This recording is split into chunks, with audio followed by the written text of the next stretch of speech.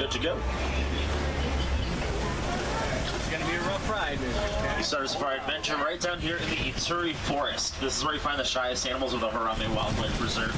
These animals have lots of hiding spots. Might make them a little bit challenging to find. Let's see. You look almost immediately on the right, there's a beautiful brown animal in the top left corner of that hill. It has white striped legs. It's an okapi. The okapi is the only living relative of the giraffes, so they're called forest giraffes.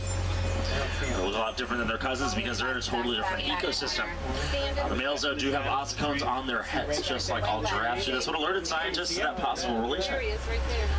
They also have long, prehensile tongues, long enough to lick their own ears. They have 2 toes on each foot and almost identical skeletal structure. It's most noticeable in their skulls. No, you didn't see him? I just saw the legs. Here on the left-hand side is this big watering hole. We're looking for the black rhino here. If we're lucky enough to get a good view, we're going to make our first official photo stop. Black rhinos are super rare. They're less than 5,000 on Earth right now. Scientists even estimate that by 2025 they could be completely extinct in the wild.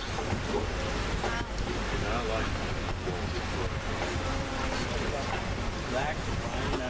He's left. There's one napping way in the back on the left. Oh, you see him? There's actually one a little bit closer, though, toward the front of the truck. Hold on. You see him, honey? Right here. Right here. Past that pile Right there. There's one. Right there. Oh, wow. Just have a seat for me, guys, back there. Thank you.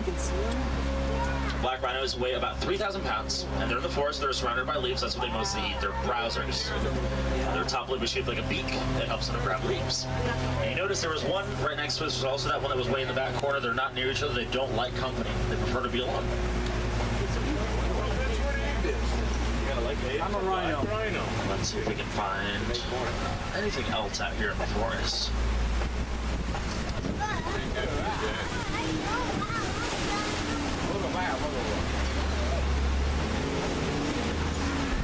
Bongos on our left, affectionately called the ghosts of the forest. Bongos are excellent at hiding, and their color is also one of the first to disappear as the sun goes down. They all have horns. Their horns will eventually aim toward the back of their head and make one full twist. Their horns help them just glide through the bushes without getting stuck.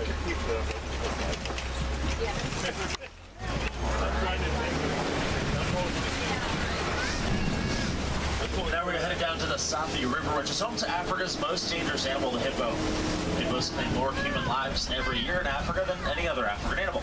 That includes predators like crocodiles and lions.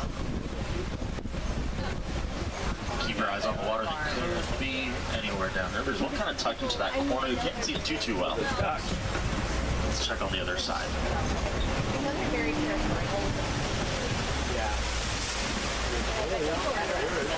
Ooh, there's some between the island that we can stop for. Right there. Hippos are massive. They weigh about 5,000 pounds. For that reason, they spend the majority of their day underwater. They come out of the water at night in search of food. They can eat up to 150 pounds every single night. You'll often find them fully submerged. They can hold their breath underwater for about 8 minutes at a time. Gives them plenty of time to walk on the river bottom or just hang out and take a nap like these guys are doing. You also find some pelicans down there. They're pink-backed pelicans. Their backs turn pink when it's mating season, so they attract their mates. And super social birds are usually found in nesting colonies.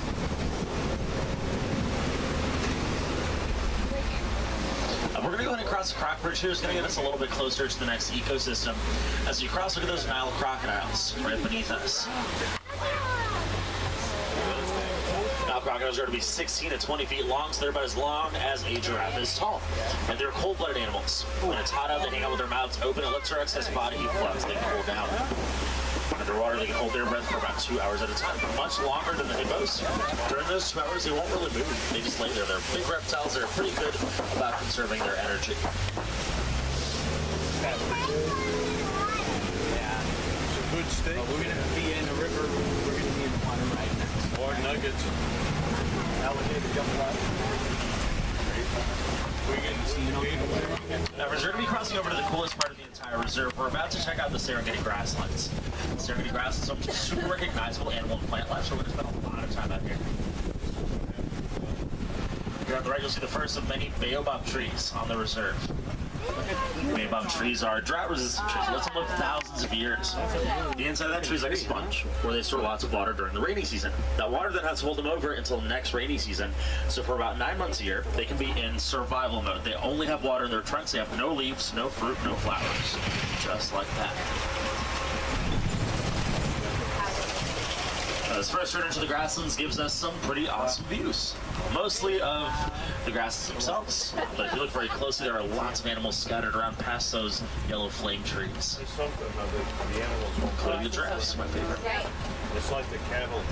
There's a giraffe way over there. We're gonna get closer to them. The Serengeti grasslands are a hugely important part of Africa. Millions of animals use this area as their migration superhighway every year. It's also where you find some pretty cool stuff like those giraffes, the elephants, lions, zebras, cheetahs, all sorts of other fun stuff. Huh? I literally got to see a giraffe's tongue. Yeah, right up close. I remember that. That was the last time he saw you. Yep. That's right. Yep. Oh my God. Yeah. But I've seen you guys Yeah. closer. Kind of tucked into this left-hand corner here, you find some dogs laying down. They look a lot like German Shepherds, but they have a blotchy pattern. Those are painted dogs, the most successful predators in Africa. What makes a painted dog the most successful predator in Africa is the fact that they're pack animals that work together. So their packs can contain up to 20 dogs. When they're hunting, they usually pick one prey animal at a time and they chase it together. They'll even alternate which dog is running closest to it. That way the prey animal gets tired before they do. Now also here on the left-hand side, you find some sable antelope. Sables are the mascots of the Harambe Wildlife Reserve. They don't really have a flight response. They defend themselves against pretty much anything. One of their most common approaches is that they wait down on their knees, they put their heads down. When they're about to get attacked or pounced on, they start to throw those horns back in defense. Their horns are very, very sturdy.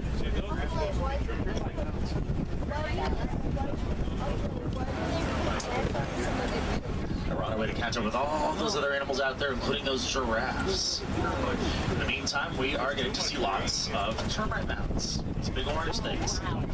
Termites make those out of their own saliva, their own dung, and dirt. That mixture bakes in the sun.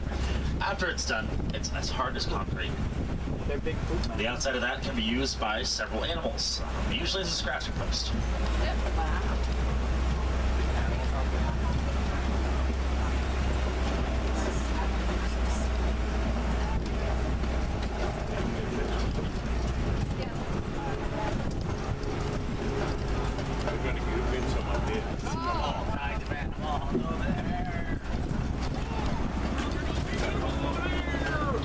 So there on the right-hand side, you find those wildebeest, gray and black antelope. Wildebeest have the largest land animal migration in the world. There are anywhere from 1.5 million to 2 million wildebeest that take part in the Great Migration every year. The Great Migration is an assortment of millions of animals that migrate through the grasslands in search of fresh food, following the rainy season, basically. They do give birth during their migration, though, and their babies have just a few minutes to learn how to run. They will leave them behind if they don't keep up. Those little tiny antelope up there, Springbok, the national animals of South Africa, and the third fastest land animal. Those little guys, while only being 3 feet tall, can run at 55 miles an hour. They can also spring or frolic up to 14 feet in the air repeatedly. And look at all those giraffes. Oh my God. Oh, they're hiding in the shade.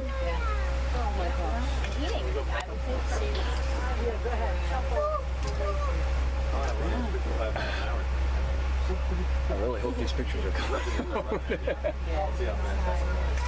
Me too. I can't see. You need to get high.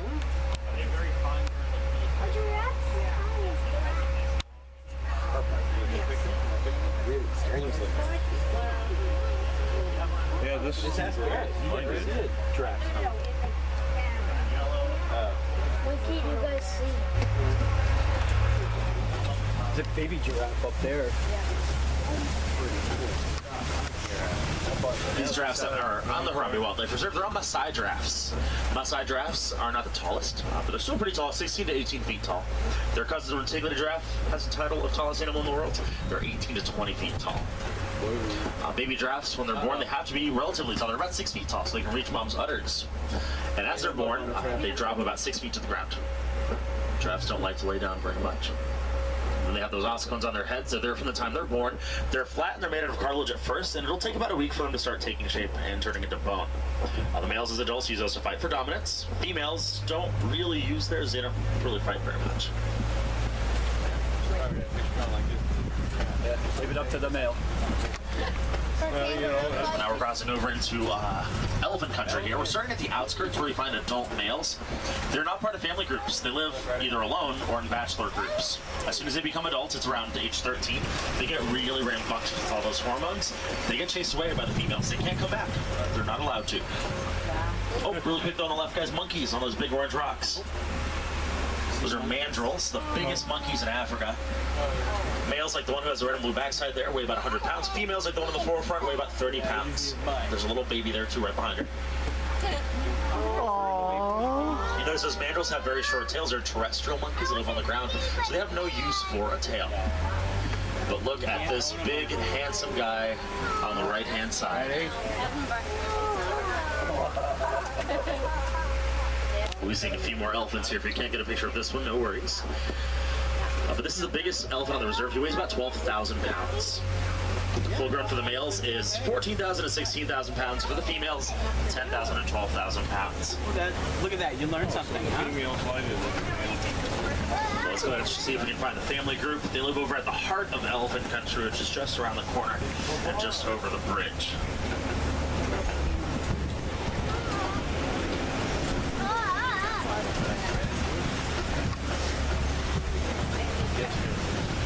They did this on purpose because this is what it would be like in an actual African safari. Those roads.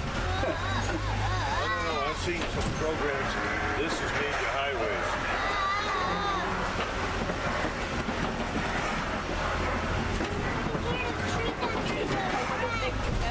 And we're good. All right.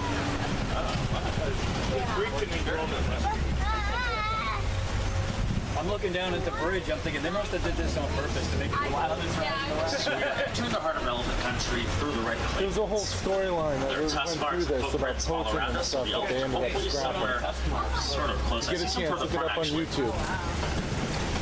Currently, elephants aren't doing very well. 96 are poached on average every single day. So scientists are working very hard right now to help elephants survive. They're doing lots of vocalization studies. Elephants are very smart, so knowing what they're saying and how they interact with their surroundings is helping scientists a lot. This first elephant that we see here is my personal favorite. This is the only male in the family group. He's almost 6. Almost. Let's see if we can find his family out there, though. Yeah, he's only 6. I got one in the big one, so He's only a year older than you are. But so if you look very, very closely, there's a baby elephant back there, right behind the adult female that's by those big rocks. See that cute little face? In between. Right under mama. Ah, the trees are moving. Baby African elephants can weigh anywhere from 250 to 350 pounds when they're born. And they're born after the longest pregnancy in the world that lasts a whopping 22 months. At the end of that childhood, like I told you earlier, the males either leave or get kicked out. The females will stay with the herd for life because the herd goes through different matriarchs as time goes on. So they need to have a steady supply of females to fill that role. Look at the tree. Now here on the right, the closest view of a giraffe we've gotten so far. Just having a drink of water. Having a drink The water forms in the tree. Yeah, because remember it Is that a real keeps the tree? water in the tree. We'll head over here to the watering hole. There's another adult female African elephant on our left that we can check out. This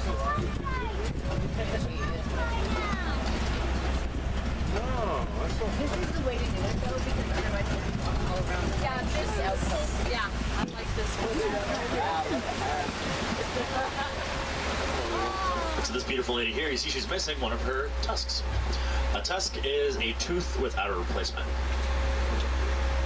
When it comes to their chewing teeth, they have 4 teeth, that's it. 4 very large teeth. But they can go through 6 sets of teeth in their left. They can literally be about 70 years old on reserves. Like this. And here on the left-hand side, Flamingo Island, home to the greater flamingo, which means that they are the biggest. They're not very pink. There's the flamingo. And if you look at the foot of the island, there are some chicks down there as well. And look at the butt sticking up in the air. Oh my god. That's So they hatch great, in about a year, they'll turn pink. Turning pink happens because they eat brine shrimp, which gives them beta carotene. That will change their color. When their feathers fall off, though, those feathers are not getting any beta carotene, so they eventually turn white again.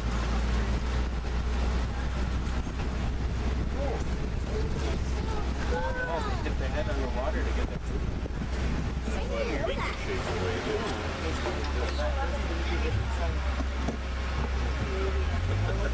All right, let's go find some white rhinos here, guys. We're going into white rhino territory.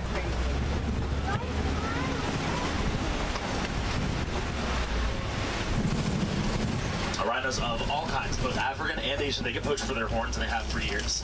Some cultures have a long-standing belief that the consumption of a rhino's horn can cure you of cancer, Alzheimer's, and almost anything else. There's a laundry list of ailments that it can allegedly cure you from, and it's not even a little bit true. Because it's a long-standing belief, people still buy into it. Rhinos get poached everywhere, even on zoos and reserves. There are a few taking a nap there on the right. We should be able to see them closer once we loop around, so just keep those cameras ready. Yes, sir. Right next to us, so is their mud pit. That's where they are usually when it's really hot out. The mud pit is very important to rhinos because rhinos don't sweat.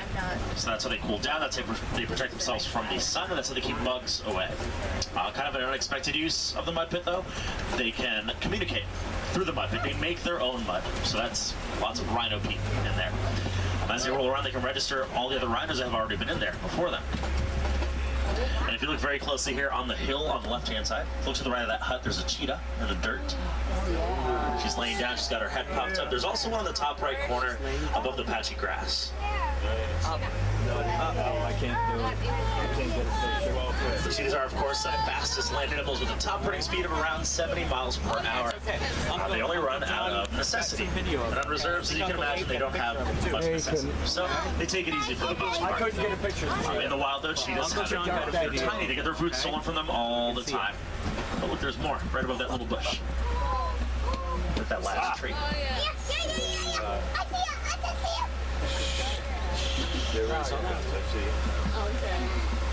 Lions will often steal cheetahs' food, and cheetahs being so small and not very confrontational animals, they just run away.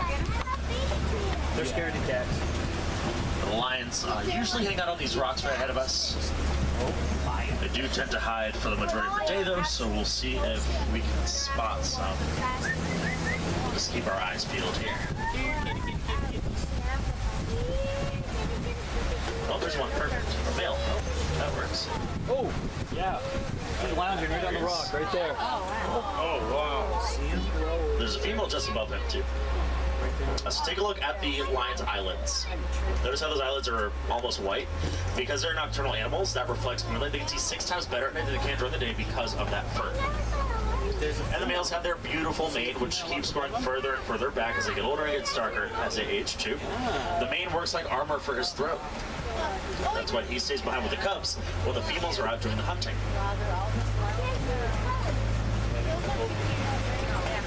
This female's just snoozing up there as well. In the morning and at night, lions will assert their territory. They start to roar. The roar can be heard for a few miles in the distance. It lets anyone who's listening know that they're in that lion's territory. And of course, right next door, you have to find a warthog. So check one out there on the left-hand side of that little tiny mud pit. Warthogs are the largest burrowing animals in Africa. Whenever they're resting in their burrows, they're in their backwards. Their tusks, as you can see, are very sharp. That's their protection. If they're in their backwards in their burrows, no one's going to bother them.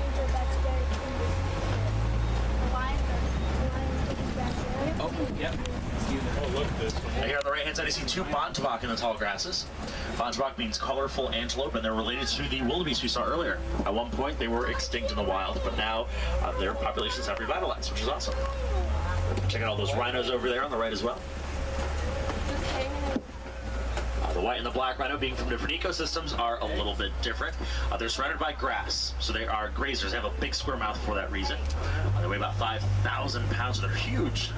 They're very social. You usually find them in family groups like that. Yeah, what were those eggs? What was around, looked like eggs? And now we're going to be crossing over into Macaque land. We're going to see if we can find the scimitar horndoryx, which is the rarest animal here. It might be an ostrich.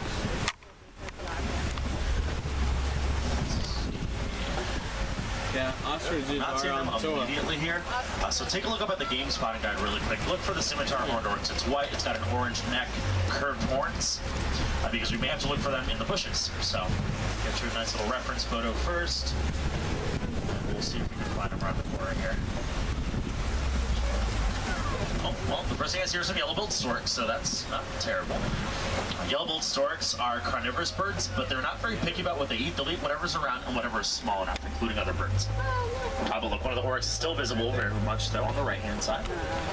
The other one is still, looks like it's heading back. But they are from the desert. That's why they're white. It helps them to stay cool and to deflect the sun's rays, and also to blend in. But they've been extinct in the wild since the year 2000. And there are some conservation efforts underway to help them survive. The Sahara Conservation Fund, for one, started a program last year where they're revitalizing their populations. They've had babies born from their program, which is awesome. So they're hopefully on their way to more sustainable population levels. Fingers crossed. Let's see, if there was anything at all from the game spotting guide that you missed out on seeing, come back. Check a little bit later. The last safari tonight leaves at 11 o'clock. Come see us after dark. If you usually don't see those wild dogs, you'll find some hyenas out there. And the lions tend to get pretty active once it's dark too. They might even roar as you're driving by if you're lucky.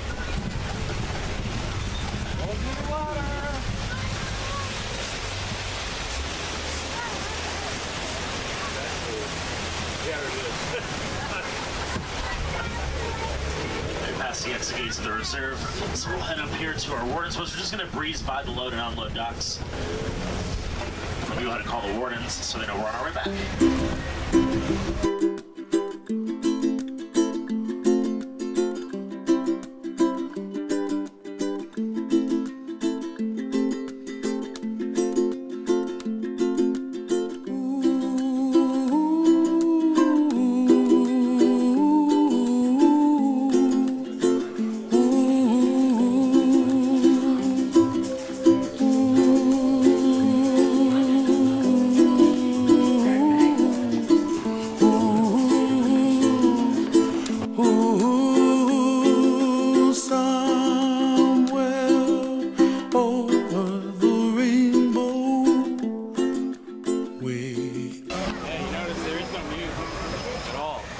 Just the animal sounds.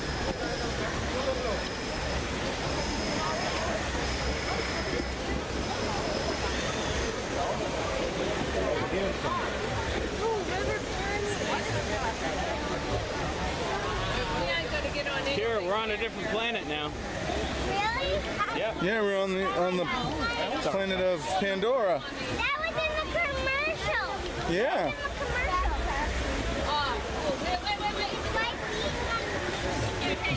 Those two are on a tactical mission. It's like the Navi to come flying off those things.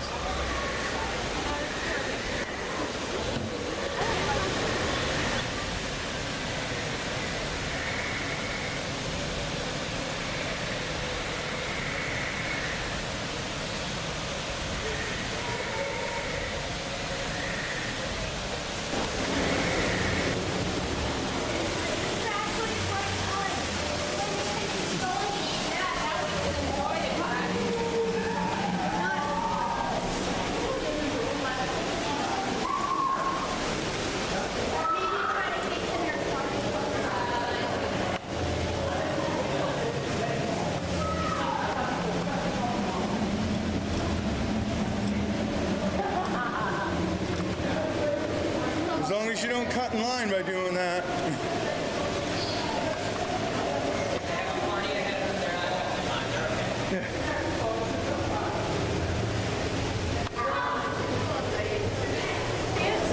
Because there's an exit this way if you need to. See the emergency exit. Okay. Are we in the way? See, emergency exit. Okay. You have a water bottle you need filled up? It's a big... But this isn't the ride, right? No, this is the line to the ride. Yeah. I'm pretty sure Yeah, you know the whole backstory. Oh yeah. Right? Yeah. Oh yeah. Yeah. Why did they put the line here? Just because it's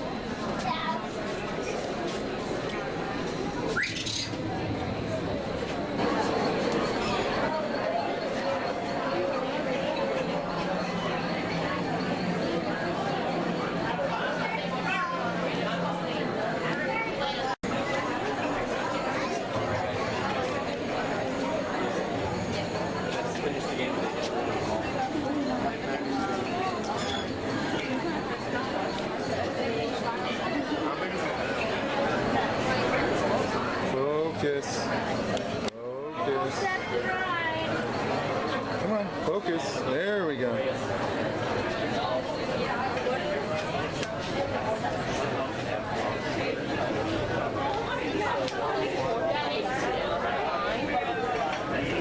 They probably have an hour and a half.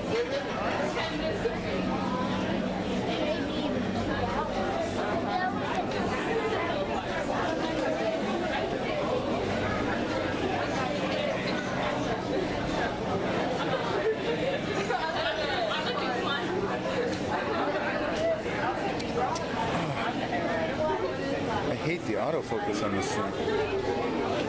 Hey, G-Man, can you do me a quick favor? Can you hold this for a sec? Red dye. Because if I had red dye, you would know I had red dye. Well, it's a little bit better.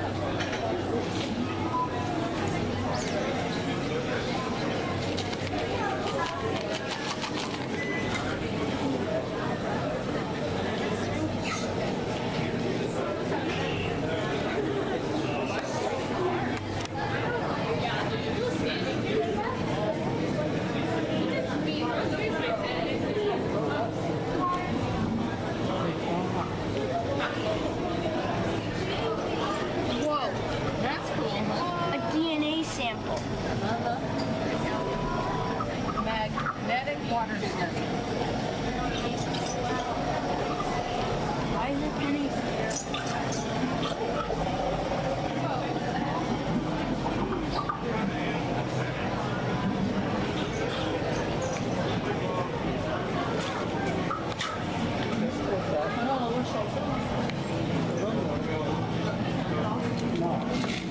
They thought they were standing like this. Yeah, these are they Look usually in that container right there.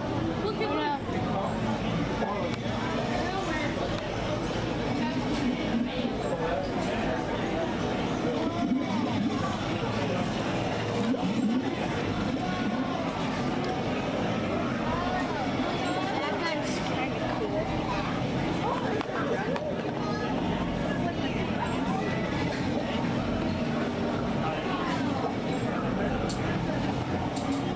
Looks like there's a lot of blood in there.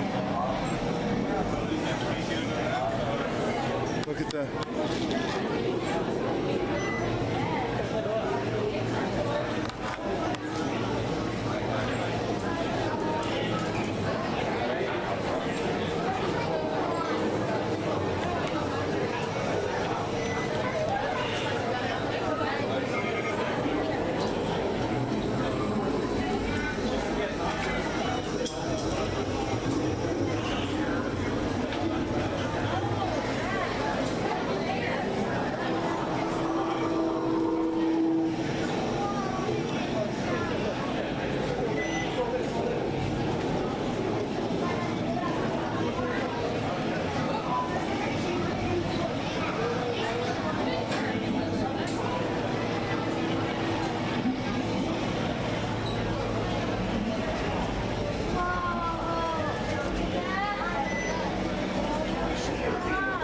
Seismic activity in this biome.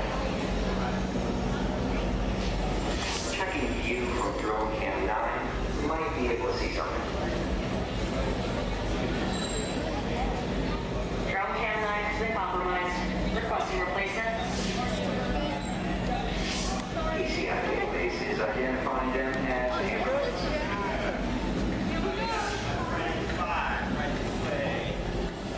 Of a Banshee by being genetically matched and linked to an avatar. Using avatars to fly this way was all figured out by my boss, Dr. Jackie Ogden. She leads our science team, which is part of the Pandora Conservation Initiative, and we're here in the Valley of Moara studying banshees and their environment. Over a generation ago, this enormous company called the RDA created a lot of damage to the area through their bad mining practices and conflicts with the Na'vi. Just like on Earth, it can take decades for ecosystems to recover. One way to understand what's going on with an ecosystem is to study what are called keystone species. These are animals like tigers, jaguars, seals. The banshee is one of these important animals. Dr. Ogden is the foremost expert on studying the Ikron and has spent years researching them. Unfortunately, banshees live high in rookeries and humans can't get anywhere near them without becoming their lunch. But the Na'vi and avatars can. In fact, the Na'vi have been riding on the backs of banshees since their earliest history. Thanks to science, avatars can ride on banshees too. That's why you're linking to an avatar. It was Dr. Ogden who restarted the Avatar program. It's because of her that you're able to go through this rite of passage today. Pandora is a breathtaking natural world. I cannot wait for you guys to see it for yourselves. So, let's get ready for our next... Huh?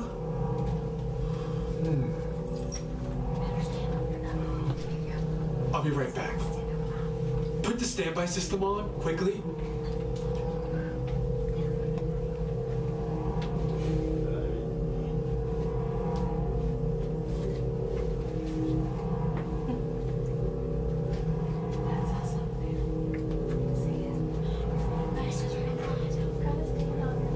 Okay, to get you flying on a Banshee, we need to find each of you an avatar. Let's prep the genetic sampling. I'm on it. Okay, first we need to find the compatible match of your genetic material with the genetic material of one of the avatar bodies that we already have.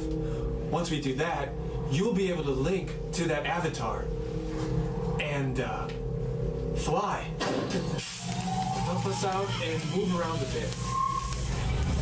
Almost. Yes, got him. Now, let's find you your avatar matches.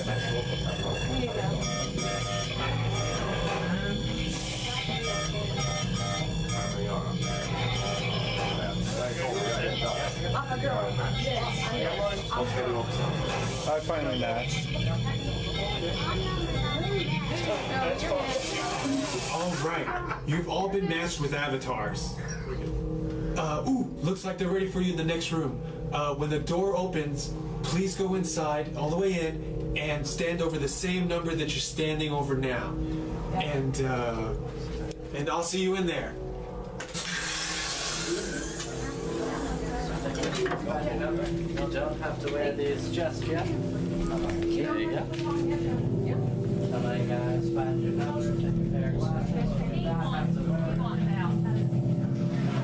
It's just not a video right now. Okay.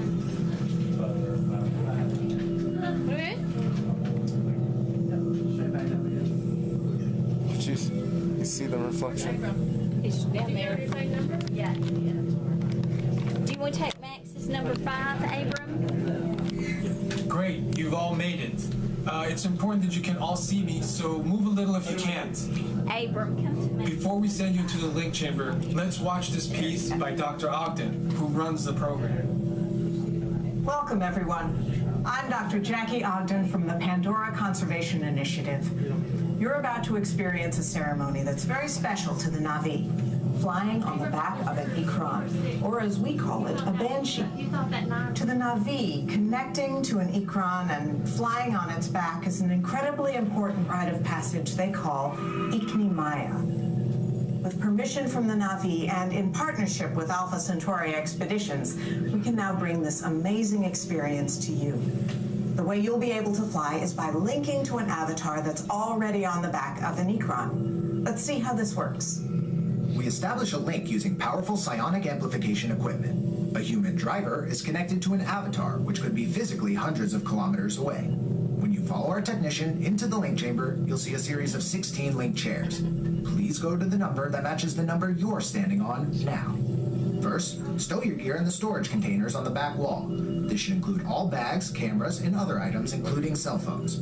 It's important to push them all the way into the bin. Then get onto the chair the same way you might get onto a bike. Put one leg over and straddle the seat. Step all the way forward and then sit down. Wait until you're seated before you put on your flight visors. Hold on to the hand grips as shown and slide forward against the chest pad. It's important to hold on to the hand grips at all times. After you're seated, back and leg restraints will be firmly engaged. For your safety, throughout this entire experience, always remain seated and supervise your children. Once the link takes place, you'll be connected to your avatar and sitting on the back of an ikran. It'll feel like you're really there. Moments later, you'll begin your flight. A Na'vi guide will lead you out. You'll experience the breathtaking beauty of Pandora, but you might also face some of its greatest challenges. Some of this flight might be intense, but trust your guide and be brave. As the Na'vi say during this important rite of passage, Sivak Ho, rise to the challenge. Good luck. All right, you ready? Let's get you into the link chamber. All right, guys. Well